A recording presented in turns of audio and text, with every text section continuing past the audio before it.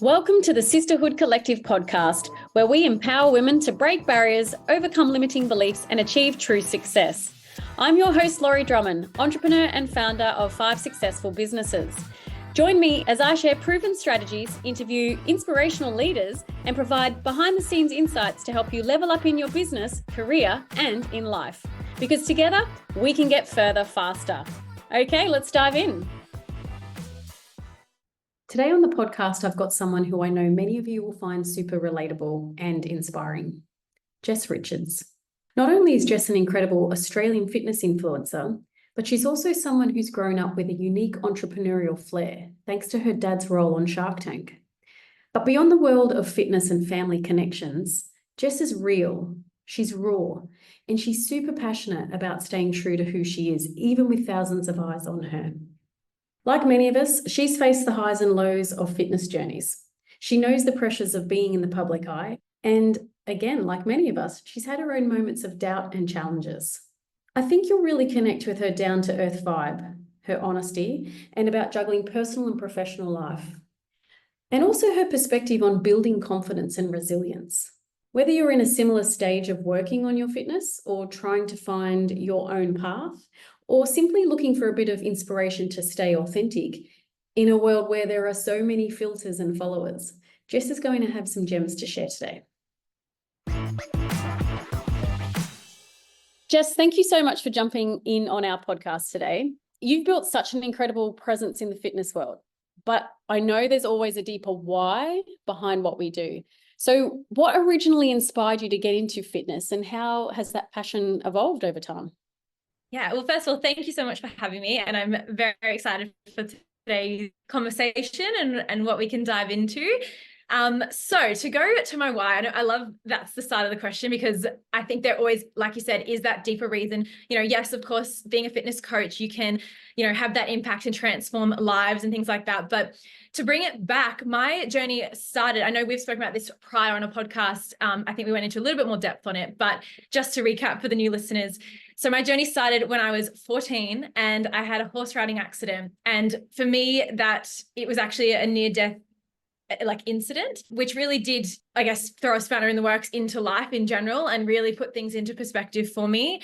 So yeah, my journey didn't necessarily start in terms of, I want to, build a booty or get toned or have a transformation. It was like, wow, I have to learn to, walk again, and I have to learn to use my body and get it stronger. And because of that, the byproduct, yes, was the physical transformation and, the results that I started to see. But initially, it really did start from a rehab perspective of, trying to, build up my core strength again so that I wouldn't go into a back spasm every couple of weeks and end up back in hospital. And that is probably, I would say, my big why. And the reason why behind what I do is that when I say, you get to move, like I genuinely mean that. And I think as cliche as it is, it's like, we really do have one life and one body. And, it's like, I love getting the most out of people. Like when I really see, for example, a client come to me and they have this potential and I'm like, yes, like let's take this potential and let's create something from it. And I think it's seeing that in my own journey and then being able to translate that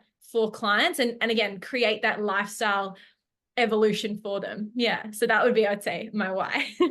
It's very rewarding in the fitness industry, isn't it? And I feel like it's quite thankful. People, when they get either, they lose a few kilos, or they even just get confidence and energy back to keep up with the children, or, they get their pull-ups or they achieve something, you sit there and you're like, they're so happy and excited, and you get that really warm feeling. Whereas I find there's a lot of other jobs out there that I feel, even the ones that I've had, that have been very thankless. Yes, definitely. And that's hard to stay motivated if you're not thanked in your job and things like that. So the fitness world is definitely one of those things where it's rewarding, I felt. Yeah. And that's it. Like I'm literally like, I swear I get more excited than my clients. Like, yeah, it really is, like a mum for them all in a sense. Like, they get this transformation. And as you said, it's, it's not like just the physical. It's like, because they can then, take their kids out and go and run around with them, or they then start to be so much more confident in themselves and find, more self-love. And it's like, the physical is there, but it's that deeper sense of, the mindset work that I love to work with my clients on. and seeing that transform and seeing how, you know, ultimately, again, if you go back to their whys, it's that feeling that they're trying to chase of feeling good in their body, feeling confident. Again, I think fitness teaches so much that does translate into all those areas in life and how you show up and, you know, the person you want to become. And yeah, like that's the true transformation. Like it's so rewarding to see. It's interesting. You're a fitness influencer definitely in Australia. And I've been following you for many, many years when I first heard about you through friends. But there's often a lot of pressures to look and act a certain way online. And you've got many eyes on you. So how do you maintain authenticity and stay true to yourself while you're still growing your brand? Because there are going to be days where you're not feeling your best. And as you just alluded to, mindset is so important. And you are showing up for other people every day. But what about those days when you're not feeling your best? How do you keep going? It comes back to relatability. And I think, again, it is like there are so many times, and you've probably seen my stories too. I'll jump on, no makeup, no filters, nothing. I know I don't look my best, but it's like old me might have questioned that, say 15-year-old me, even like back in those days. And especially, yeah, there definitely was a time where filters were such a thing, even on Instagram stories. I don't know if you remember, but actually I did a sort of mindset course on it. Well, not just filters, but on development, self-development in general. And I just remember like having this filter, and I almost got to a phase of I would take my like Instagram stories and talk, and I couldn't do it without having like a filter that honestly changed my face so much that I didn't like the way I looked on just normal camera. And I really had to work on that. So yeah, it was a really big learning piece, I think, for me as well. But I think, yeah, to bring it back, it's like, again, we are human. Like I'll jump on after I've just done my Stairmaster cardio, full sweaty, start chatting, my hair's crazy. And I really think that's part of, yeah, how people connect, especially, in online, like in that space, being a coach or being an influencer. You want to build trust in your audience. And if you constantly are putting up this facade or this like image, people can't relate to that. Like, I think that's really where, again, like whether it does come back to a business sense of you want to make sales, like, customers and clients, they want to have that know, like, and trust with you. So yeah, it's putting up like, guys, I'm not motivated today and I'm human too. And I, like showing your truths, people can relate to that. And I think that's so important. And, you might start small. It might just be little things on sharing how you're feeling to then, maybe showing up without makeup or putting, bad angles of you or something like that up might be a little bit far of a stretch initially, but it's showing that side, I think, is so important for sure. I have to relate to that because I definitely use a filter. Yeah. But for different reasons, maybe not, I don't know actually, but because I'm getting older as well. So my skin's not as smooth as it used to be, and so definitely, and I guess your face has kind of changed a little bit too, particularly if you put on weight, you lose weight. And so lighting and angles, and if I'm not wearing makeup as well, like now, really change the way that you look and the way that you perceive yourself. And I think when we look at ourselves, we're the first ones to put ourselves down, definitely. So it's interesting that you talk about that because we're all doing it, and I'm guilty of it myself. And I like your advice there. Even though I tell other people to do this, I'm trying to be better at not using filters. Or even when Lauren puts up a marketing video of us and she goes, I know you don't like your arms. And so she's cut it off. And I'm like, thanks, darling. But we talked just yesterday. I said, you know what? I don't care. It is what it is. I don't want to false advertise. If it's not perfect or whatever, it is what it is at that time. And so we actually had this conversation yesterday, but it's a big one where people I don't know, is it just confidence? And we're constantly changing. Our bodies are changing as well. Yeah. And it's something for you to look forward to. Yeah, no, and that's it. I think, yeah, I'm sure as you age or your body shape changes, like, even for example, when I go through my building phases versus my cutting phases, like, yes, it's so much easier when I'm, very lean heading towards prep, like, yeah, you've got the abs coming through, again, we're only human. But again, that's where I do try and force myself to show that, when I am in my build, like, guys, I'm uncomfortable here. Like, I'm having to put on, extra body fat here and go through this phase and lean into that uncomfortability. And yeah, and really show that side. At the same sense, you can sort of play on, use the lighting well. And even right now, it's like, I've got like the lighting here so you can see me properly, and it makes you sort of, glow a little better. And yeah, I think there is that part of it at the same time. You can use those to your advantage for sure. But yeah, I think there definitely is that side of it of, again, practicing. Like, yeah, if you're going to, if we were to bump into each other in person, like I would see you for you. And yeah, I just think personally, I would hate for someone to come up to me and think I look completely different in person than I do online, And so, yeah, I guess it's almost like not trying to hide it so they get that shock when they see me as, I'd love for them to see me and it's like, oh, you're exactly the same. And, in personality, in looks, in everything, when they do see me in person or meet me in person. So I love that. Tell me, what are some challenges that you faced in balancing your personal life with your, public fitness persona? Some challenges.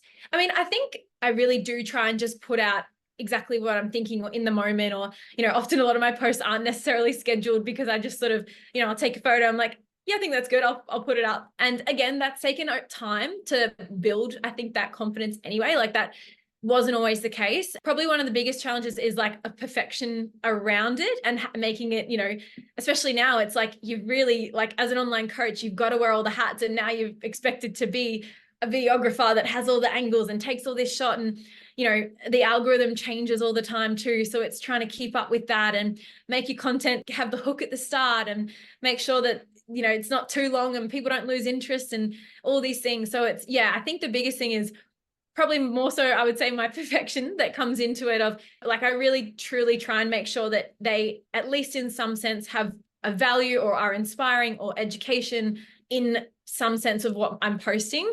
So yeah, I think it's like sometimes I definitely can be critical on, is this, ticking all the boxes that I need it to do? And then I can definitely get in my head of like, oh, was that, educational enough, or did I get that point across? So yeah, I would say that would be challenges for sure.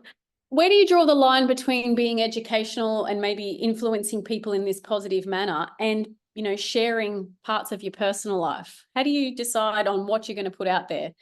And have you got any rules set out with your partner or family that's like, hey, this is a no-go to discuss and talk about?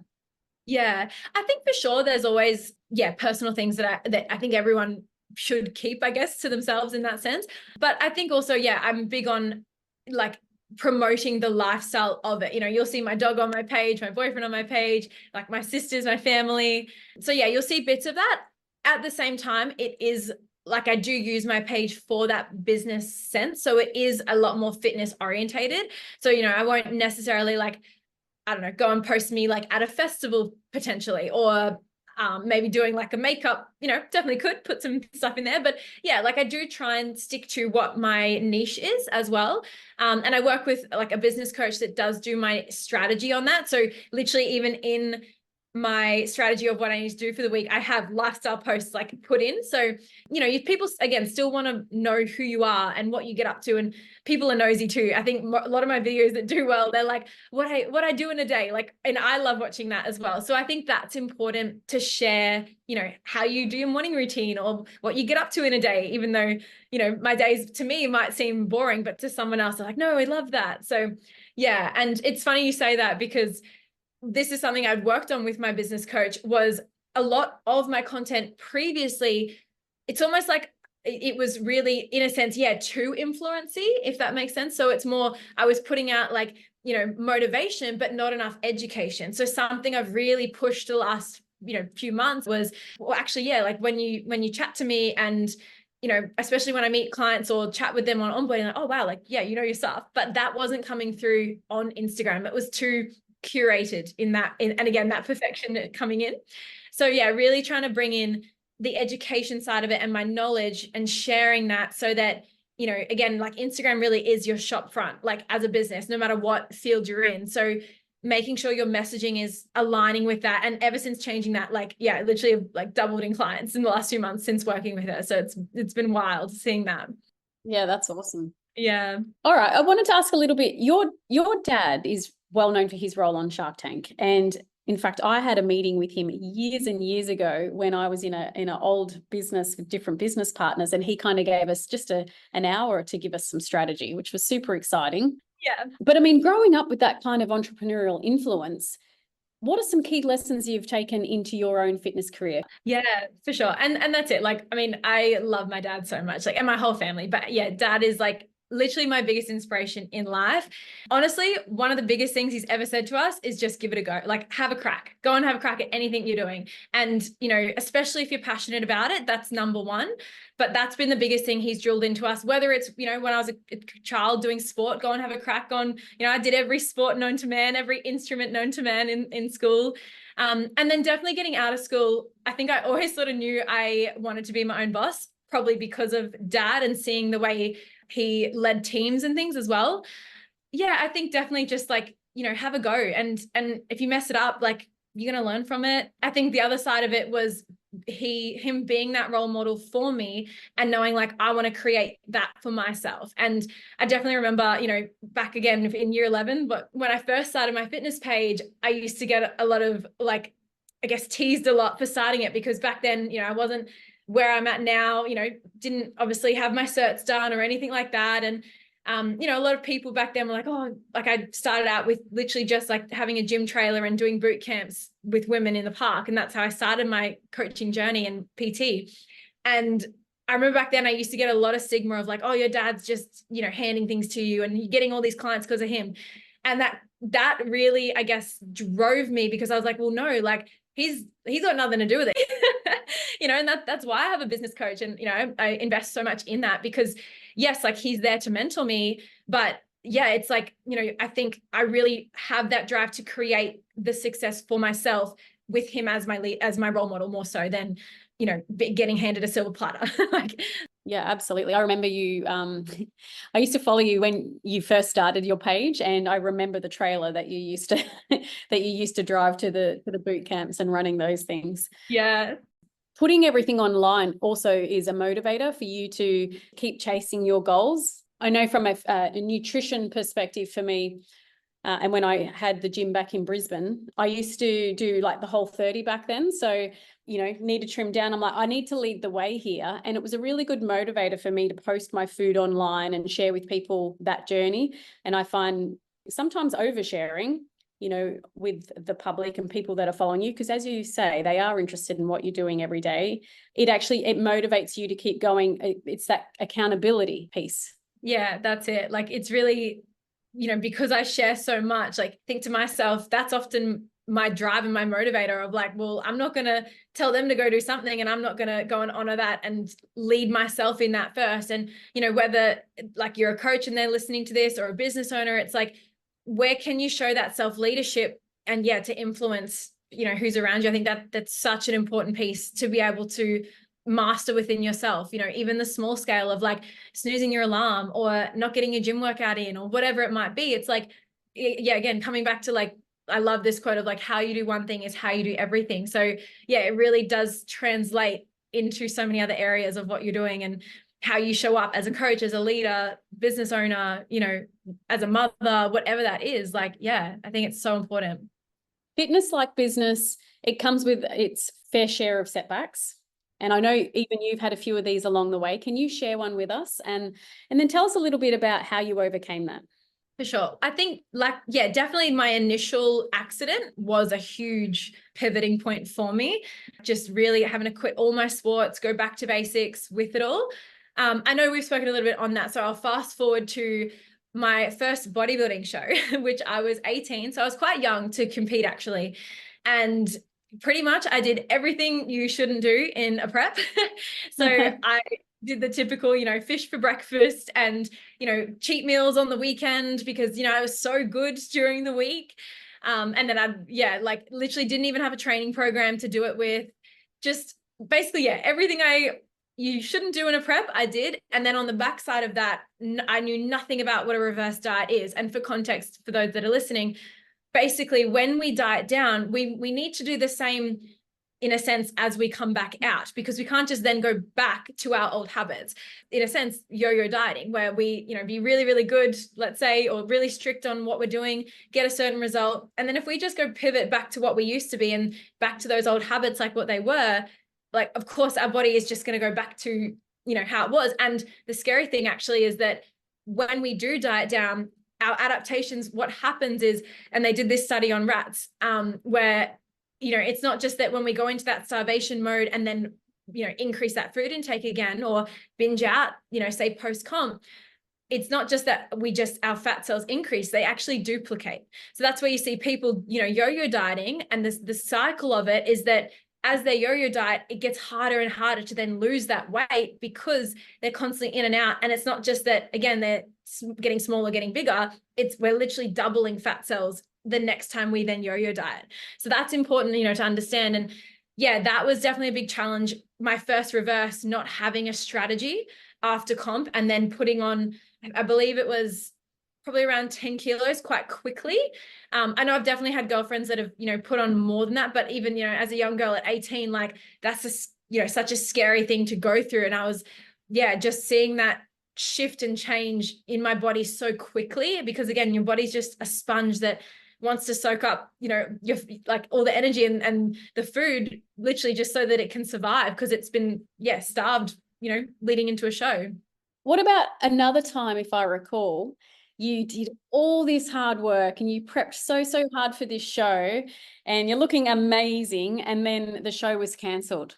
And like that is months of preparation. And as you say, sometimes and you don't mean starving in the sense that you're not feeding yourself, but you are restricting yourself and maintaining this discipline for such a long time, and you're looking forward to something, and then it all comes crashing down. Yeah, exactly. How did you get through that mindset of that disappointment, and then not just, and I don't know how you actually overcame it, but, not go and jump on the food train and start binging and going, you know what, bugger it, and I'm going to eat some pizza because I haven't eaten carbs in forever. And yeah, that definitely was a huge challenge. And again, so to give the backstory, I prepped 3 times through COVID. So did one prep, and COVID kind of called that one off first. Then went, I believe it was about 6 months onwards, did another prep, and we got about 8 weeks out, and that was heartbreaking. And then again, COVID canceled that. So I believe that was 2021. And then did another prep. I think it was again, probably about 6 months after that, or maybe even a year after that, actually, the next one. I believe it was a year. So 2022, went to prep again. And then this time we thought it was all good. We got to 6 weeks out. They were like, we're going to extend the show. So they extended this. We had to keep going, keep pushing. I was already so close, kept going. We got to 3 weeks out, that same prep. And they were like, nah, we can't do anything. There's no events. We've got to call it off. And I just remember I was in my home gym doing a workout, doing hip thrusts. I was on the floor. And I remember looking at the I think Facebook notification from the federation I was with, and they put up, it's been canceled, because we were watching every day, what's happening? And that was it. It was so uncertain. So we had to keep pushing, as if the show was going to go on. And I just remember sitting there, barbell still on me, and crying for 3 hours, just with all the hard work that I'd done, and I think that point I was like, I really could have let that break me. I think I still definitely sat in that emotion and let that out for sure. And then I was like, you know what? I haven't come this far to only come this far. And that was a huge piece around it. A huge part of that was also getting on the phone to my coach, and Jason Tenkett. He's a, big leader in the industry too, and a huge mentor in my life as well. I've been working with him, I believe, for about 5 years now. So it's been a wild journey of, our start to finish. But my big drive, I definitely sat in that and had those emotions. But my big thing was well, I've got a standard and a lifestyle that I promised to myself. And I wasn't just going to be let this show, just because I couldn't get on stage doesn't mean I haven't achieved something incredible of pushing myself to that point. And I think it really does come back to loving the process of the prep. Yes, the show is, the cherry on top, but again, I'm a little bit crazy, and some of us bodybuilders are, but I genuinely love the process of it. And being process driven as opposed to results driven is in any fitness journey is really, really important. So because of that, I did still do a photo shoot. I celebrated my hard work. You know, I didn't quite get on stage, but then finally last year, after 5 years difference between my start prep when I was 18 to last year, 2023, I got on stage and my drive was like, just get me up there. I need to finish this promise that I'd made to myself. And that feeling, just getting on stage, was so well worth it. You know, it was a long journey, a long way to get there, but I knew that was like, no matter what, like one day I was going to get on stage. And that was the pink bikini that I wore last year. And yeah, it was just like, my drive for that comp was like, just get me up there. It's like, let me up there. So yeah, it was so tough, but taught me a lot for sure. Yeah, and you looked amazing too. And I loved how you shared the photos from your first prep. Your first competition to the next competition, and the change in your body composition was incredible. And I think that's important to remind people too, is that the compound effect, like it's about consistency. And as you say, you show up every day, or maybe out of the 7 days initially, you're only doing 3 days a week, but you just keep coming back and you keep giving, as Dad would say, giving it a crack. And the results over time will compound, and you will see that effect, which is, you know, when you show that photo, that's what I see is 5 years of consistency. And I'm sure you know, like all of us, we fall off the rails a few times, but as long as we get back up and keep going, you know, the outcome is always going to be better. Yeah, 100%. You know, again, I encourage a lot of my clients, and we work on a lot of getting out of that all or nothing mentality of, you know, I had one meal out. Oh, well, I'm going to throw away my whole week and start again on Monday. It's like, you know, that's never going to get you anywhere. And it's like, if we can work on that and again, bring it back to, well, this is the lifestyle and this is the standard that I want to live at and the person I want to become, you know, again, going back to identity change. And if you're wanting to achieve a certain outcome, well, then we got to start showing up as that person today. So, you know, often like a sort of saying I kept saying to myself is like, what would a winner do? Like in this moment, what would a winner do? And like, you know, and again, that winner concept can look different. Success and winning can look different in any eyes. And for me, that last comp really was like, winning is getting me back up on stage. It wasn't, you know, it's not about getting first place, you know, or anything like that. It was more around, I need to do this for myself and finish the job like I promised to myself. For sure. And so you work with a coach and you say it's about winning. What is winning for you? Do you reset your goals quarterly, monthly, annually? What does that look like, that process for you? Yeah, actually, yeah, a great concept, again, from my dad, something he calls the 90-day reset. So he does this with a lot of his business clients as well. But you can apply this in life and business. So yeah, every 90 days, you look at everything you're doing and it's like, what's working, what's not working, what stays the same, what needs changing. And yeah, again, you can look at that in your own journey of applying that to fitness, because, you know, let's say, yeah, or for example, a comp prep, like that's very well mapped out to peak for a certain day. So everything we're doing is working back with that. And, you know, yeah, I'm huge on getting mentors and coaches in your life, which is why I invest so much into that. And again, that's just how you can quite easily, in a sense, you know, take jumps and get ahead of what you're doing, because these people have been there and they've done it, and they can, you know, literally show you the roadmap and the path to do that. But yeah, pretty much I would say every 90 days is a good base, and then working your way back from there and breaking it down. Okay, well, what is it that I need to then do on the daily as a non-negotiable? And again, to relate it back to prep, like rather than looking, and generally I'll do a 22 to 24 week prep. If anyone was to look at that, be like, that's a long time, you know, and it is. But again, I just look at each day. Okay, what are the boxes that I need to be ticking every single day to make sure I'm just that's getting the job done? And that's, you know, and you build upon that. And like you said, let's say if you're, you know, starting out in your journey, that might be starting with 2 to 3 30-minute workouts in 1 week. Amazing. Let's try and then build on that. So start conservative. And again, not all or nothing. We're not going to go jump in and do 6 workouts a week if it's the start. We want to build ourselves up and make it feel, you know, fitness should fit your lifestyle. Like make it feel like it's something that, you know, you want to do, and it's building on that. And yeah, and then just, you know, revisit, cool, well, what we're finding challenging. Okay, well, what's triggering this, you know, why I didn't turn up to the gym or why I didn't wake up for my alarm. Cool. Let's work around how can we, you know, make that an easier environment or hold ourselves a bit more accountable. Like there's always systems within it, and then learning to be flexible in your day at the same time.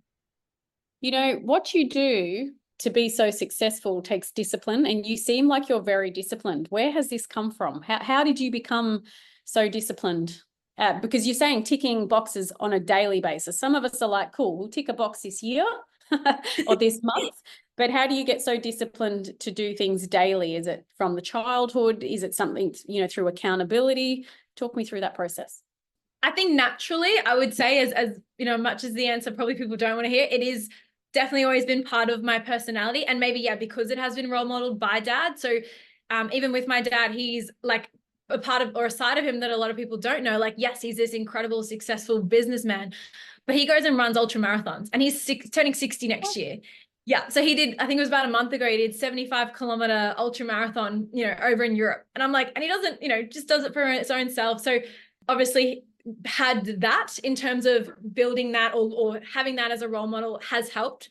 But in the same sense, you always, as a person, you've got to learn to be self-led in what you're doing. And like anything, like, yes, motivation, it's nice when it's there, but it's a fleeting emotion. It's something that comes and goes. And often, majority of us, we don't have it. Even myself, like, I live and breathe fitness, but there are plenty of times in my weeks, and I say weeks, not just often, like not just once off, like that I'm not motivated to go to the gym. Like, that's the last thing I want to do. But also, I think with discipline, it's again, coming back to those small daily practices of, again, how you do one thing is how you do everything. And discipline, it can be taught, and it can be something that, we can build. So again, just like in the gym where we use resistance to build a muscle, we can do the same thing for our mindset. Even in the small daily tasks, like it might be making a bed, and that's the start of building that discipline. So getting up and making sure you're disciplined in doing that. So starting on a really small scale of, well, what's, something really easy, just like that, or setting your clothes out the night before so that is that flow and effect to get yourself up the next day and,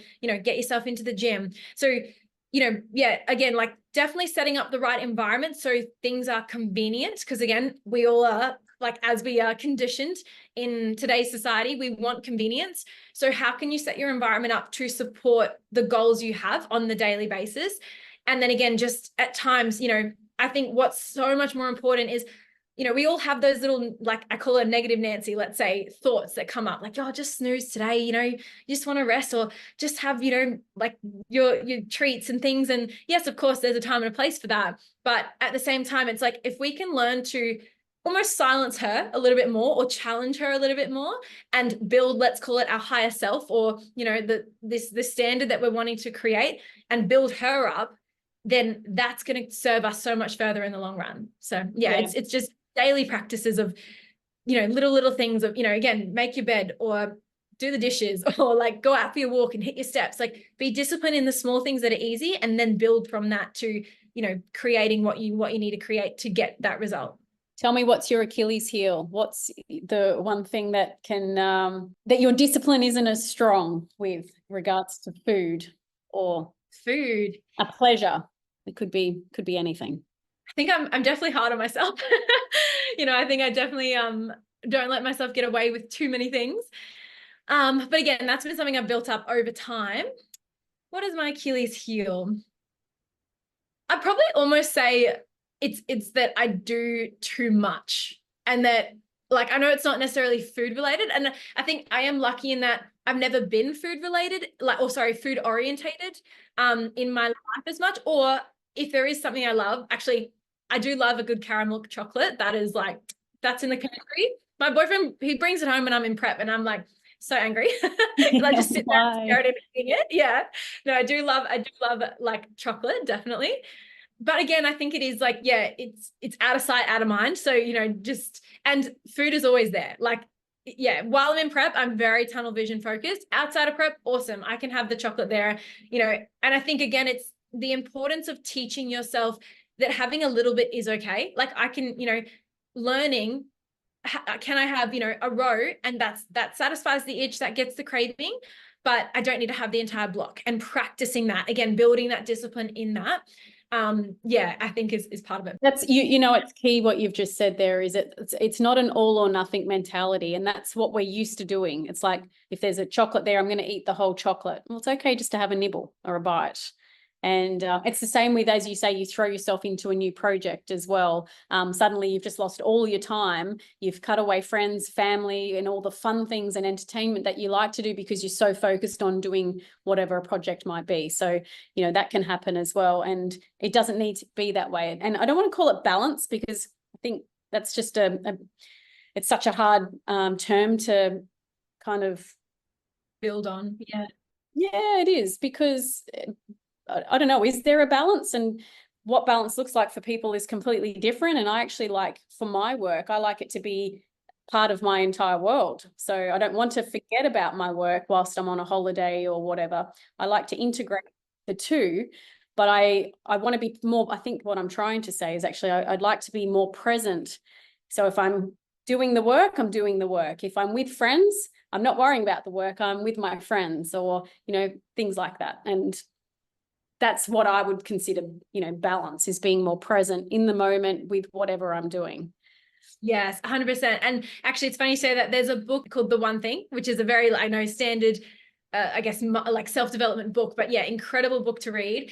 And it talks about counterbalance. So what it talks about is there's going to be seasons in life that, like if, for example, you've got a business goal and you really need to work towards that, it's accepting that, yes, this season that I'm in currently there is going to be a bit of counterbalance. I am going to be more biased towards the business, because I think realistically, again, this might be an unpopular opinion, but I think if you're trying to strive for balance, you're never going to get to, extraordinary, or like, you're not going to get to that outlier. And yeah, like definitely that relates back to, being in prep right now.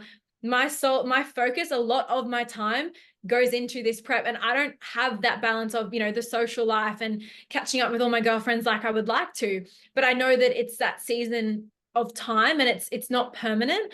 And then, for example, towards the end of the year, Christmas time, when my prep's done, amazing. I know my priority is going to be a lot more focused on that and being a bit more social, and, not having to spend hours in the gym. But yeah, I think it's being okay that it doesn't always have to be balance. And again, something my dad talks about too. People ask him, how do you balance all this and, have your fitness and have your businesses and things. And yeah, again, this is probably something he's taught me. It's that counterbalance, and also scheduling. It's knowing, well, where in your week do you have the free time?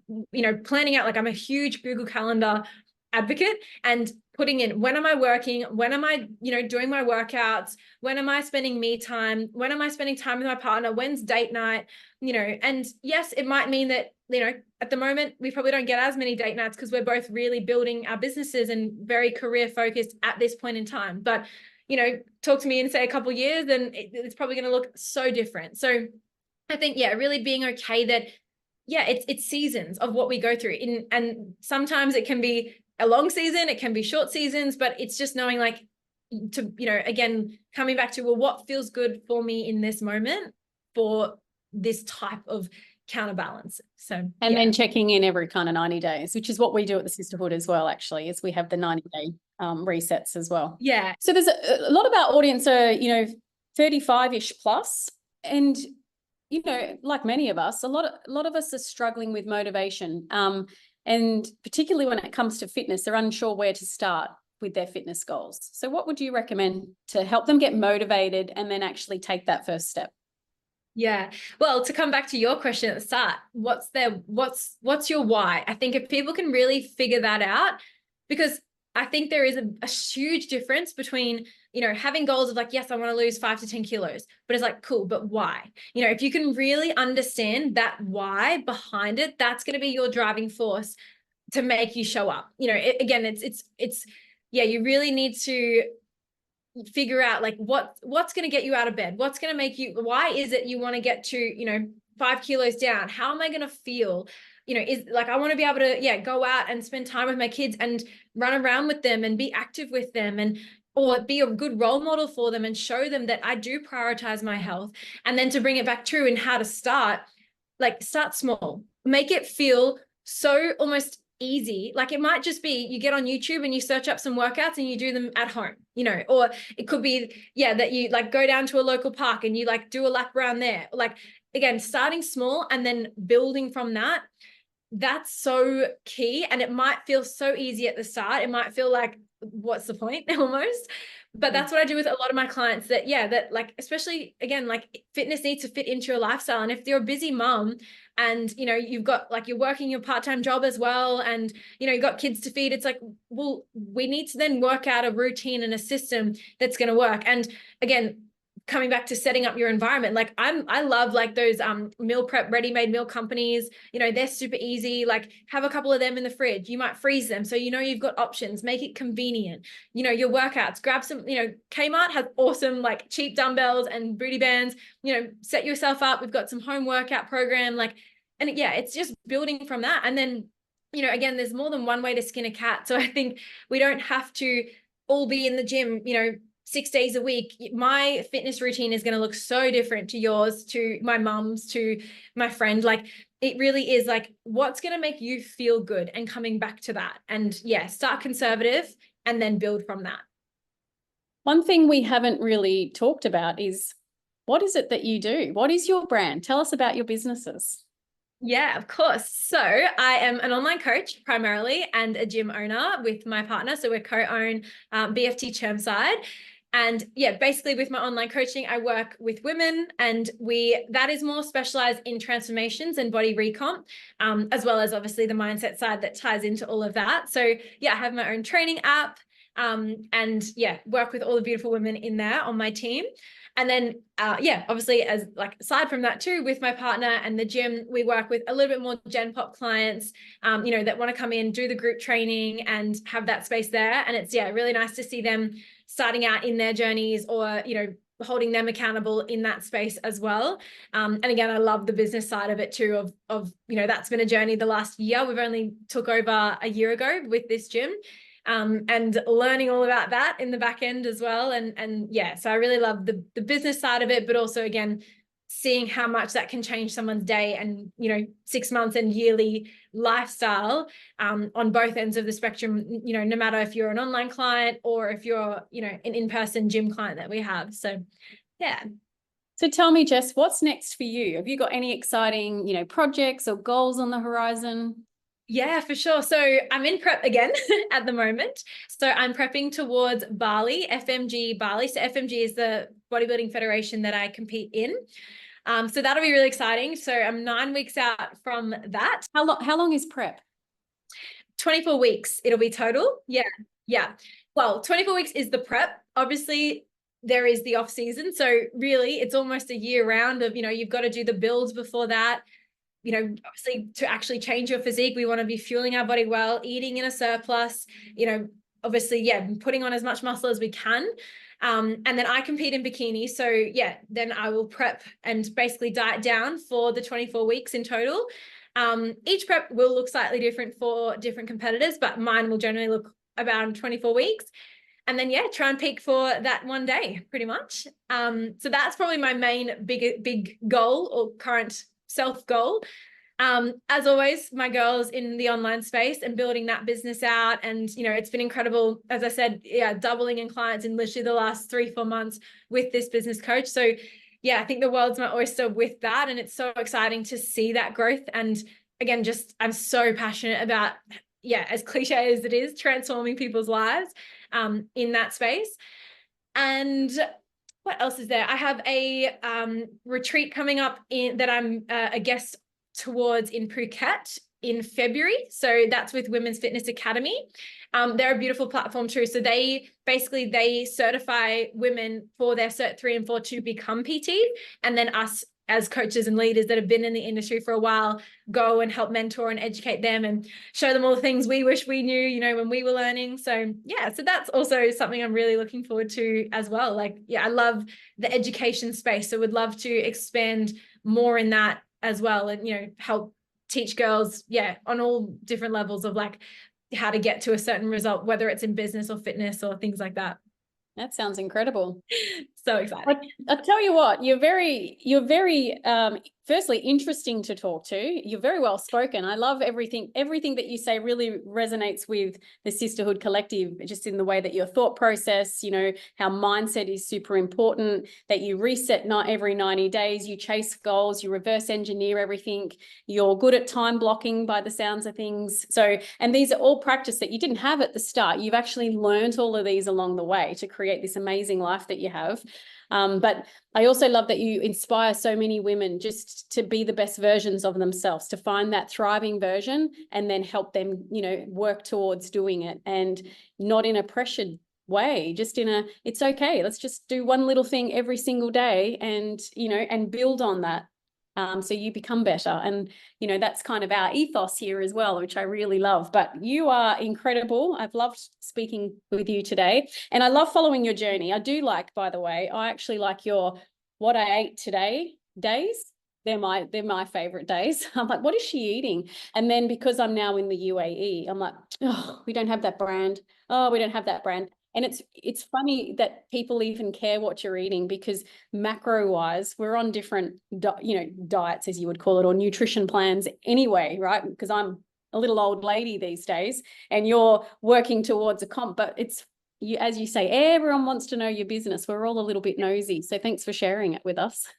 No, I love that. And it's so beautiful. Like, I love what you guys are about as well. And I think it's so beautiful that you've got this community that are wanting to better themselves. Like that's the start of it. And probably my biggest number one tip is just, try and get that little bit better, like building on those habits, that 1% better. Like Atomic Habits is a brilliant book to start with on your self-development journey. For those that haven't read it, that probably was one of the first books I read. And then just, again, like just trying to think, how can I lead myself in the life I want to? What standard am I wanting to, live at? And then just try and start learning to become her now. Like that's the thing. You are her now. So, that's so important to hold close to you and know that everyone is capable of going after what they want. Like, always. So yeah, for sure. Such good advice. And so if anyone wants to find out a little bit more about you, where can they go to find out, more, if they want to see what's on your plate like I do, to see what Jess is up to, but also your business, in case they want some advice there as well? Yeah, of course. So Instagram, as always, Jess Richards Fitness. My business is lift.workout on Instagram as well. And yeah, honestly, I'm so happy for people to reach out and, ask questions. Let me know if they found value in today, hopefully. But yeah, probably I would say those are the main two. I'm on TikTok and all the things and YouTube, but that's probably the first thing to find me. And then they're all linked on there. So that's probably the easiest. Cool. And we'll add them into the show notes as well for people. Jess, thank you so much for joining us today. It's been an absolute pleasure. Thank you for having me. Thank you for joining us on the Sisterhood Collective podcast. Remember to hit that subscribe button so you don't miss out on any upcoming episodes. And if you want to be the first to hear what is new at Sisterhood Collective, you can find out more on our Instagram, or you can sign up to receive our weekly newsletter and let the good times continue to roll. Now it's time to turn your clear vision into bold action. I'm Laurie Drummond, your host, and until next time, keep striving to live that best life. Take care, and we'll see you soon.